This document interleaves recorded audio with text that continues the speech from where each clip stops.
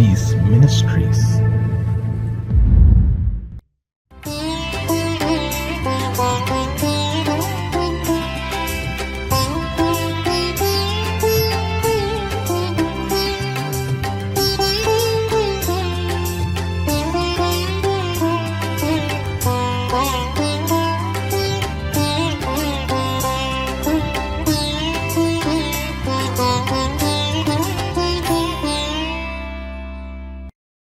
கிறிஸ்துவுக்குள் பிரியமானவர்களே, ஆண்டவரும் இரட்சகருமாகிய இயேசு கிறிஸ்துவின் நாமத்தினாலே காட் கோசீஸ் மினிஸ்ட்ரிஸ் சார்பாக அன்பின் வாழ்த்துதலை தெரிவித்துக் கொள்கிறேன்.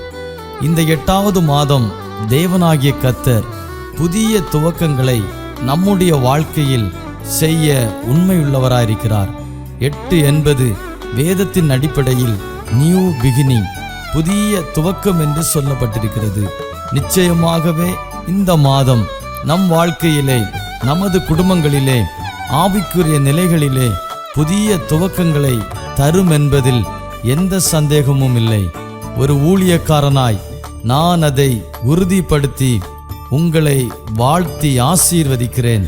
உங்கள் குடும்பங்களிலே, ஊழியங்களிலே, தனிப்பட்ட வாழ்க்கையிலே புதிய துவக்கங்களை கர்த்தர் நிச்சயம் தருவார். தேவனுடைய வாக்குத்தத்தங்கள் ஒருபோதும் மாறாதவைகள். கர்த்தர் நம்மை உயர்த்துகிறவர், நம்மை வாலாக்காமல் தலையாக்குகிறவர், கீழாக்காமல் மேலாக்குகிறவர். கர்த்தருடைய வார்த்தையை கேளுங்கள், நம்புங்கள், விசுவாசியுங்கள். இந்த மாதம் முழுவதும் தேவனாகிய கர்த்தர் நம்மை நடத்த உண்மையுள்ளவராயிருக்கிறார். அவரையே பற்றி கொள்வோம், அவருடைய வார்த்தையின்படி நடப்போம். கர்த்தர் தாமே பெரிய காரியங்களை செய்வாராக. ஆமென்.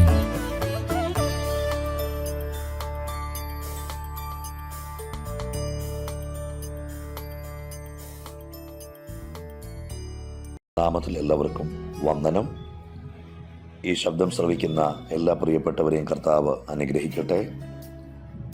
ഗോഡ്സ് ഹോസീസ് മിനിസ്ട്രിയുടെ ഡയറക്ടറായിരിക്കുന്ന ദേവദാസൻ തോമസ് അവറുകൾ, മറ്റ് ശ്രേഷ്ഠന്മാരായ കർത്തൃദാസന്മാർ, എല്ലാവർക്കും വന്ദനം.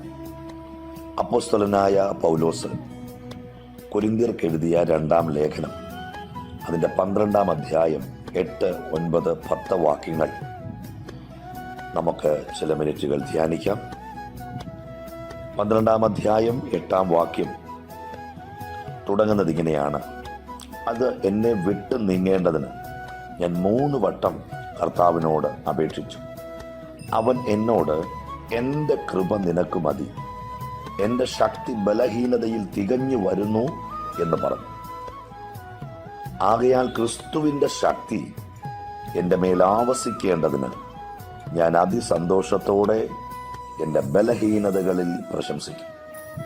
10-ാമത്തെ വാക്യം: അതുകൊണ്ട് ഞാൻ ക്രിസ്തുവിന് വേണ്ടി ബലഹീനത, കയ്യേറ്റം, ബുദ്ധിമുട്ട്, ഉപദ്രവം, ഞെരുക്കം എന്നിവ സഹിപ്പാൻ ഇഷ്ടപ്പെടുന്നു. ഞാൻ ബലഹീനനായിരിക്കുമ്പോൾ തന്നെ ശക്തനാകും. പൗലോസ് വ്യക്തതയോടുകൂടി 10-ാം വാക്യത്തിന്റെ അവസാനം പറഞ്ഞിരിക്കുന്ന കാര്യങ്ങൾ, ഒരു പ്രാർത്ഥനയുടെ മറുപടി പൗലോസിന് ലഭ്യമായതുകൊണ്ട് ആ മറുപടി നിമിത്തം അദ്ദേഹം സഹിക്കുവാൻ തയ്യാറായ ചില കാര്യങ്ങളെക്കുറിച്ച് നമ്മൾ കേട്ടു. എന്നാൽ ഈ തൻ്റെ ലേഖനങ്ങൾ നമ്മൾ പരിശോധിക്കുമ്പോൾ അവിടെയെല്ലാം കഷ്ടതയിൽ, പ്രതിസന്ധികളിൽ, പോരാട്ടങ്ങളിൽ, ആപത്തുകളിൽ, ഉപദ്രവങ്ങളിൽ സഹിഷ്ണുതയോടെ സഹിച്ച മനുഷ്യൻ ഈ പുസ്തകം അവസാനിക്കുമ്പോൾ അദ്ദേഹം പറയുക, എന്നെ വിട്ടത് നീങ്ങണം. 3 വട്ടം ദൈവത്തോട് ചോദിക്കുക. പക്ഷെ ചോദിച്ചതിനുള്ള ഒരു മറുപടി അല്ല ദൈവം കൊടുക്കുന്നത്. പക്ഷെ ചോദിച്ച ചോദ്യത്തിലും അധികമായ ഒരു വലിയ മറുപടി. ചോദിച്ചതൊന്ന്, ദൈവം നൽകി കൊടുത്തതൊന്ന്. നമ്മൾ സിസ്റ്റമാറ്റിക്കായിട്ട് വചനം പഠിക്കുമ്പോൾ 8-ാം വാക്യം ചോദ്യം, 9-ാം വാക്യം ഉത്തരം, 10-ാം വാക്യം ഉത്തരം കേട്ട പൗലോസിന്റെ പ്രതികരണമാണ്. ഒന്നുകൂടെ ഞാൻ ആവർത്തിക്കുന്നു. 2 കൊരിന്ത്യർ ലേഖനം 12-ാം അധ്യായം 8-ാം വാക്യം പൗലോസിന്റെ ചോദ്യവും 9-ാമത്തെ വാക്യം ദൈവത്തിങ്കിൽ നിന്നുള്ള പൗലോസിന് വേണ്ടിയുള്ള മറുപടിയും 10-ാം വാക്യം മറുപടി കേട്ട പൗലോസിന്റെ പ്രതികരണവുമാണ്. പ്രിയപ്പെട്ടവരെ, എന്നെ ശ്രദ്ധിക്കുന്ന ദൈവദാസന്മാരെ, ദൈവമക്കളെ, നമ്മൾ ദൈവത്തോട് ചോദിക്കുന്ന ചോദ്യം ശ്രദ്ധിക്കുന്ന ഒരു ദൈവമുണ്ട്. നമ്മൾ ദൈവത്തോട് യാചിക്കുന്ന യാചന കേൾക്കുന്ന ഒരു ദൈവമുണ്ട്. നാം ദൈവസന്നിധിയിൽ നിലവിളിക്കുന്ന നിലവിളി ശ്രദ്ധിക്കുന്ന ഒരു ദൈവമുണ്ട്. അതുകൊണ്ട് തന്നെ പറയുന്നു വചനം, എളിയവരുടെ നിലവിളിക്ക് ചെവി പൊത്തിക്കളയാത്ത ദൈവം. കർത്താവിൻ്റെ കണ്ണ് നീതിമാന്മാരുടെ മേലും അവരുടെ പ്രാർത്ഥനയ്ക്ക് ദൈവത്തിൻ്റെ ചെവി തുറന്നിരിക്കുന്നു. അപ്പോൾ നമ്മെ അറിയുന്ന, നമ്മെ കാണുന്ന, നമ്മുടെ അവസ്ഥകൾ വ്യക്തമായി നന്നായി അറിയുന്ന ഒരു ദൈവം നമുക്കുണ്ട് എന്നുള്ള ഉത്തമമായ ഉറപ്പും ബോധ്യവും ആ ഒരു ദൃഢമായ ധൈര്യവും നമുക്കുണ്ടാവണം. അതുകൊണ്ട് തന്നെയാണല്ലോ യോശുവയോട് ദൈവം പറയുന്നത്, മോശ മരിച്ചു കഴിഞ്ഞ് അനന്തരമുള്ള കാര്യങ്ങളിലേക്ക് അദ്ദേഹത്തെ ദൈവം നിയോഗിക്കുമ്പോൾ, ദൈവം അദ്ദേഹത്തെക്കുറിച്ചുള്ള പദ്ധതികൾ പ്ലാൻ ചെയ്യുമ്പോൾ അദ്ദേഹത്തിൻ്റെ ഹൃദയത്തിനകത്തൊരു ചിന്ത, എനിക്ക് മുമ്പിൽ ലീഡറായിട്ട് നിന്ന മോശയെ എറിയാൻ കല്ലെടുത്തവർ, മോശക്കെതിരെ വിരൽ ചൂണ്ടിയവർ, മോശക്കെതിരെ ആക്രോശിച്ചവർ, പിറുപിറുത്തവർ, ഈ ഒരു ജനതയെ മുൻപോട്ട് നയിക്കാൻ എനിക്ക് എങ്ങനെ കഴിയും? ആകെ പതറി, ആകെ തളർന്നു, മാനസികമായി വല്ലാത്ത അവസ്ഥകളിലായി. പക്ഷെ അവിടെയും ദൈവം പറയുന്നു, ഞാൻ മോശയോട് കൂടെ ഇരുന്നത് പോലെ നിന്നോട് കൂടെ ഇരിക്കും. അതിൻ്റെ അർത്ഥം യോശുവയെ ദൈവം വ്യക്തമായി അറിഞ്ഞു. അവൻ്റെ മനോഭാവം, അവൻ്റെ അവസ്ഥകൾ, അവൻ്റെ ബലഹീനത, അവൻ്റെ സാഹചര്യങ്ങൾ എല്ലാം വളരെ വ്യക്തമായി അറിഞ്ഞിട്ടാണ് ദൈവം അവനൊരു മറുപടി കൊടുക്കുന്നത്. ആ മറുപടിയാണ് നമ്മൾ മനസ്സിലാക്കേണ്ടത്. പ്രിയരെ, ദൈവം പറയുക, നീ ഉറപ്പും ധൈര്യവും ഉള്ളവനായിരിക്കാം. ഈ ശബ്ദം കേൾക്കുന്ന പ്രിയപ്പെട്ടവരോട് ഞാൻ പറയുന്നു, ഒരുപക്ഷെങ്കിൽ മാനസികമായി, ശാരീരികമായി, ആത്മീകമായി നിങ്ങൾ തളർന്നവരാകാം പല പല വിഷയങ്ങളിൽ.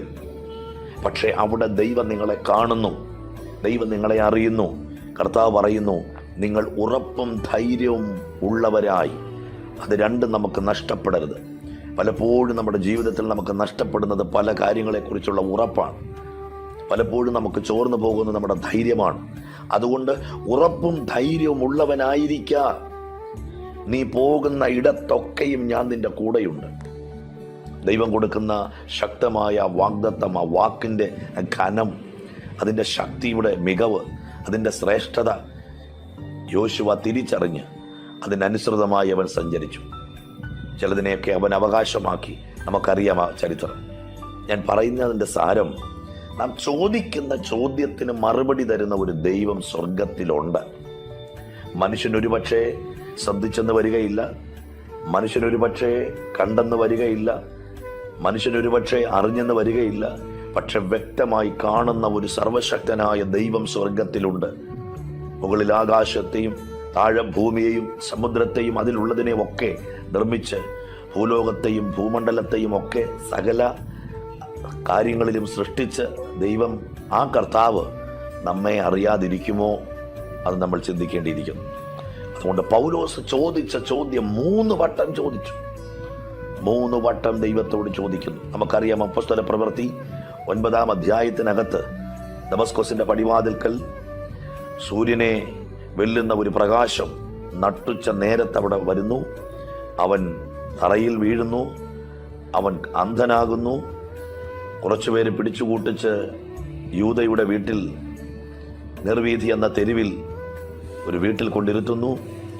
അവിടെ അദ്ദേഹം പ്രാർത്ഥിക്കുന്നു. അന്ന് മുതൽ പ്രാർത്ഥിച്ച് ദൈവത്തോട് കാര്യങ്ങൾ ചോദിച്ചു തുടങ്ങിയ ഒരു മനുഷ്യനാണ്. നമുക്കറിയാം, അനന്യാസിന്റെ വരവോടുകൂടി അദ്ദേഹത്തിന്റെ കണ്ണു തുറക്കുന്നു, ദൈവത്തിന്റെ നിയോഗം അറിയിക്കുന്നു. അന്ന് മുതൽ കർത്താവിന് വേണ്ടി കഷ്ടങ്ങളും വേദനകളും അനുഭവിക്കുവാൻ ഇറങ്ങിത്തിരിച്ചൊരു മനുഷ്യൻ. ആ മനുഷ്യൻ പലതും പറഞ്ഞ് നമുക്കറിയാം. കഷ്ടത സഹിക്കണം, കഷ്ടം അനുഭവിക്കാൻ വരം തന്നിരിക്കുന്നു, കഷ്ടങ്ങളെ നിങ്ങൾ വിചാരിച്ചാൽ കഷ്ടങ്ങൾ സാരമില്ല, പരീക്ഷ സഹിക്കുന്ന മനുഷ്യൻ ഭാഗ്യവാൻ. ദൈവം നിങ്ങൾക്ക് കഴിയുന്നതിന് മീതെ ഒരു പരീക്ഷ നിങ്ങൾക്ക് തരികയില്ല. അഥവാ പരീക്ഷ നിങ്ങൾക്കുണ്ടെങ്കിൽ അതോടുകൂടെ പോക്കുവഴിയും ഉണ്ടാക്കും. താൻ തന്നെ പരീക്ഷിതനായി കഷ്ടം അനുഭവിച്ചിരിക്കിയാൽ പരീക്ഷിക്കപ്പെടുന്നവരെ സഹായിപ്പാൻ അവൻ പ്രാപ്തനാണെന്നും പലയിടങ്ങളിൽ പറഞ്ഞ മനുഷ്യൻ ഇവിടെ ചോദിക്കുന്നു. 3 വട്ടം ദൈവത്തോട് ചോദിക്കുന്നു. പക്ഷെ ആ ചോദിച്ചതിനൊരു മറുപടിയല്ല ദൈവം കൊടുത്തത്. അതിലും ഉപരിയായ ഒരു മറുപടി, ദൈവത്തിൻ്റെ കൃപ. ഈ ദിവസങ്ങളിൽ ചില ചോദ്യങ്ങൾ നമ്മൾ ദൈവത്തോട് ചോദിക്കുന്നവരാവാം.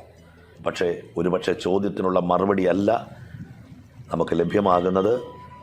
ആ ചോദിച്ച ചോദ്യത്തിൻ്റെ തീവ്രതയനുസരിച്ച് അതിനെ ഫേസ് ചെയ്യാൻ, അതിനെ മറികടക്കാൻ കഴിയുന്ന ഒരു ആത്മശക്തി, ഒരു ദൈവകൃപ ദൈവം നമ്മുടെ മേൽ തരും. നമുക്ക് ചിലതിനെ ജയിക്കാൻ കഴിയും, നമുക്ക് ചിലതിനെ മറികടക്കാൻ കഴിയും. അതുകൊണ്ട് പ്രിയരെ, ചിലപ്പോൾ ചില വിഷയങ്ങൾക്ക് മറുപടി നാം ചോദിക്കുന്നതല്ല നമുക്ക് ലഭ്യമാകുന്നത്. ചിലപ്പോൾ ചോദിച്ചതിന് മറുപടി നമുക്ക് ലഭ്യമാകും. എന്നാൽ എല്ലാം ദൈവത്തിൻ്റെ പദ്ധതി പ്രകാരമേ കാര്യങ്ങൾ നടക്കുകയുള്ളൂ. ഒരു പക്ഷെങ്കിൽ പൗലോസ് 3 വട്ടം ചോദിച്ച ചോദ്യത്തിന് ദൈവം മറുപടി കൊടുത്തിരുന്നെങ്കിൽ അവസാനം പൗലോസ് പറയില്ലായിരുന്നു, ഞാൻ നല്ല പോർ പൊരുതി, ഓട്ടം തികച്ചു, വിശ്വാസം കാത്തു, നീതിയുടെ കിരീടം എനിക്കായി വച്ചിരിക്കുന്നു. പ്രിയപ്പെട്ടവരെ, ചിലതൊക്കെ നമ്മളിൽ നിന്ന് മാറാതിരിക്കുന്നത് നമ്മൾ നിത്യതയിൽ എത്തണമെന്ന ദൈവത്തിന് ഉത്തമമായ ബോധ്യമുണ്ട്. ചിലതൊക്കെ മാറാതിരിക്കുന്നത് നാം നിത്യതയിൽ കാണണമെന്ന് ദൈവം ആഗ്രഹിക്കുന്നു. ഞാനിങ്ങനെ ചിന്തിക്കുന്നു, പൗലോസിനോട് ദൈവം പറഞ്ഞു കാണും, പൗലോസേ, താങ്കളുടെ ദർശനത്തെക്കാൾ, വെളിപ്പാടിനേക്കാൾ, പ്രസംഗത്തെക്കാൾ, നിങ്ങളുടെ ആ വലിയ ആത്മശക്തിയേക്കാൾ നിങ്ങൾ നിത്യതയിൽ എത്തണമെന്നാണ് എൻ്റെ ആഗ്രഹം. ബാക്കിയുള്ളതെല്ലാം പുറകെ നിൽക്കട്ടെ. പക്ഷേ ആത്യന്തികമായ ലക്ഷ്യം നിങ്ങൾ നിത്യതയിൽ എത്തണമെന്നുള്ളത്. അതുകൊണ്ട് ചിലതൊക്കെ മാറാതിരിക്കുന്നെങ്കിൽ ഓർത്തുകൊള്ളുക, ദൈവത്തിനൊരു ഉദ്ദേശമുണ്ട്. എന്നാൽ അത് മാറുന്നില്ല എങ്കിൽ അതിനെ മറികടക്കാൻ ആവശ്യമായ ദൈവത്തിൻ്റെ കൃപ ദൈവം നമുക്ക് നൽകിത്തരും. പ്രിയരെ, 8-ാം വാക്യം ചോദ്യം, 9-ാം വാക്യം പറയുന്നു, എൻ്റെ കൃപ നിനക്ക് മതി, എൻ്റെ ശക്തി ബലഹീനതയിൽ തികഞ്ഞു വരുന്നു. ബലഹീന സാഹചര്യങ്ങളിൽ ദൈവത്തോട് ചോദിക്കുന്ന ചോദ്യങ്ങൾക്ക് കൃപ തന്ന് നമ്മെ അവിടെ നിലനിർത്തുവാൻ കരുത്തനായ ഒരു ദൈവം, തകർന്നു പോകാതെ, താളടിയാകാതെ, വീണു പോകാതെ നമ്മെ ജയത്തോടെ നിർത്തുന്ന ദൈവത്തിന് സ്തോത്രം പറഞ്ഞുകൊണ്ട് ഓരോ ദിവസവും മുൻപോട്ട് പോകുവാൻ ദൈവം നമ്മളെ സഹായിക്കട്ടെ. 10-ാം വാക്യം നിങ്ങൾ ശ്രദ്ധിച്ച്, ദൈവത്തിങ്കിൽ നിന്നും മറുപടി കേട്ട പൗലോസിൻ്റെ പ്രതികരണം. പലർക്കും ഇങ്ങനെയില്ല.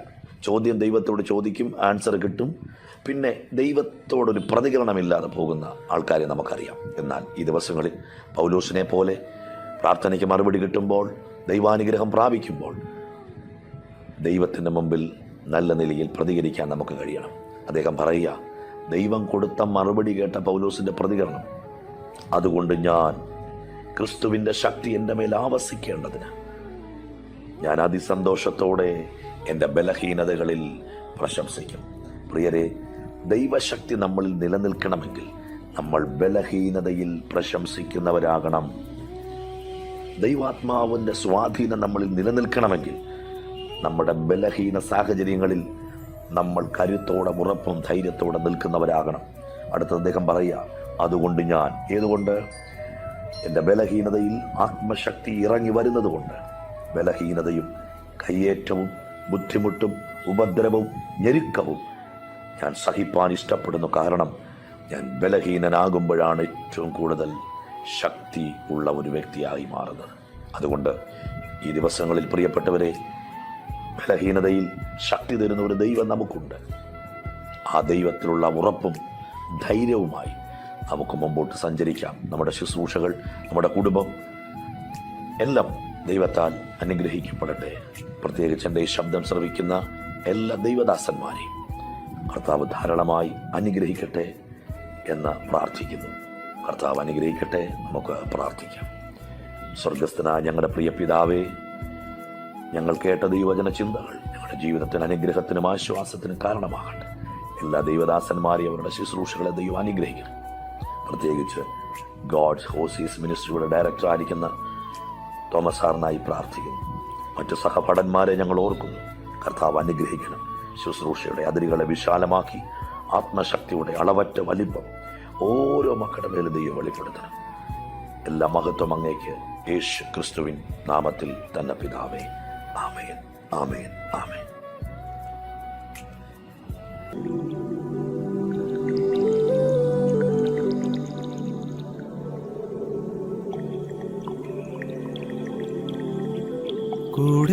കൂടെയുണ്ടേശുവൻ കൂടെയുണ്ട്,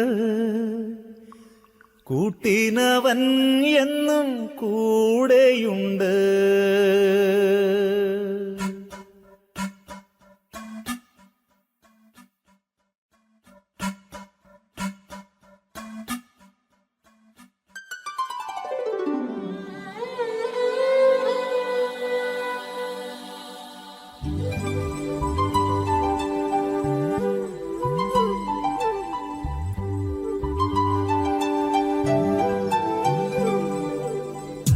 കൂടെയുണ്ടേശുവൻ കൂടെയുണ്ട്, കൂട്ടിനവൻ എന്നും കൂടെയുണ്ട്. കൂടെയുണ്ടേശുവൻ കൂടെയുണ്ട്, കൂട്ടിനവൻ എന്നും കൂടെയുണ്ട്. കൂരിരുൾ താഴ്വരെ കൂടെയുണ്ട്, കൂട്ടാളിയായിട്ടൻ കൂടെയുണ്ട്. കൂരിരുൾ താഴ്വരെ കൂടെയുണ്ട്, കൂട്ടാളിയായിട്ടൻ കൂടെയുണ്ട്.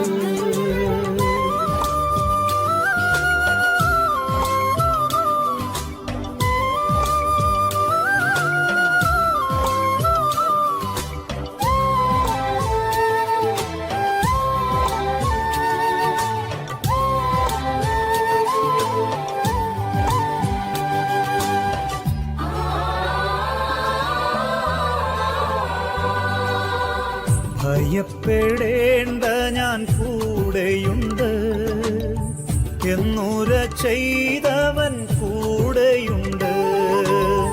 ഭയപ്പെടേണ്ട ഞാൻ കൂടെയുണ്ട്, എന്നുര ചെയ്തവൻ കൂടെയുണ്ട്. പേടിക്കയില്ല ഞാൻ മരണത്തെയും, മരണത്തെ ജയിച്ചവൻ കൂടെയുണ്ട്. പേടിക്കയില്ല ഞാൻ മരണത്തെയും, മരണത്തെ ജയിച്ചവൻ കൂടെയുണ്ട്.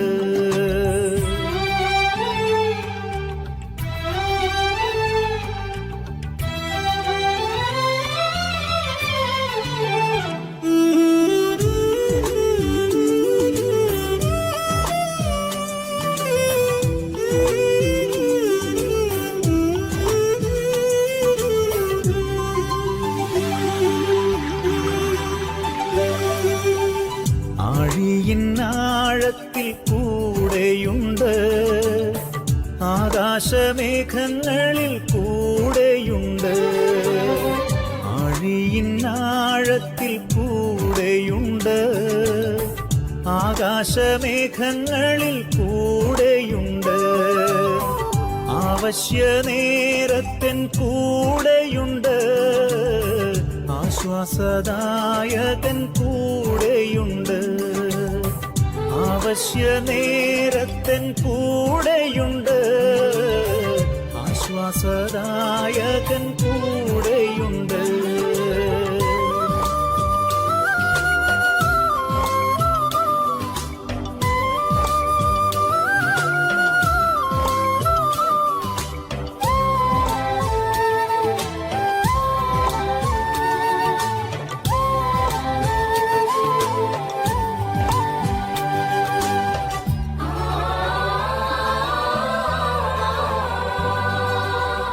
വെള്ളത്തിൽ കൂടി ഞാൻ കടന്നിടിലും, വെള്ളമെൻ മീതെ കവിയുകില്ല.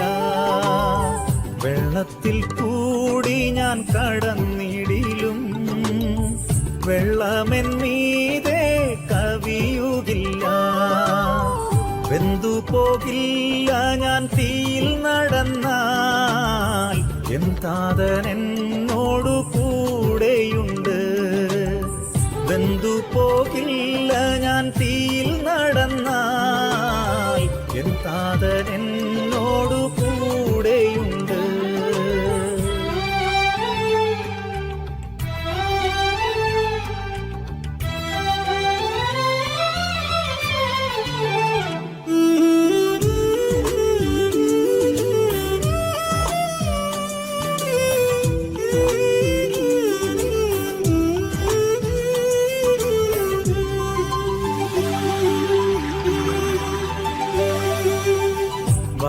ബാഖായിൻ താഴ്വരെ കൂടെയുണ്ട്. യാക്കോബിൻ ദൈവമെൻ കൂടെയുണ്ട്. ബാഖായിൻ താഴ്വരെ കൂടെയുണ്ട്. യാക്കോബിൻ ദൈവമെൻ കൂടെയുണ്ട്. രോഗക്കിടക്കയിലും കൂടെയുണ്ട്. ലോകാന്ത്യത്തോളമെൻ കൂടെയുണ്ട്. രോഗക്കിടക്കയിലും കൂടെയുണ്ട്. ലോകാന്ത്യത്തോളമെൻ കൂടെയുണ്ട്. കൂടെയുണ്ടേശുവൻ കൂടെയുണ്ട്. കൂട്ടിനവൻ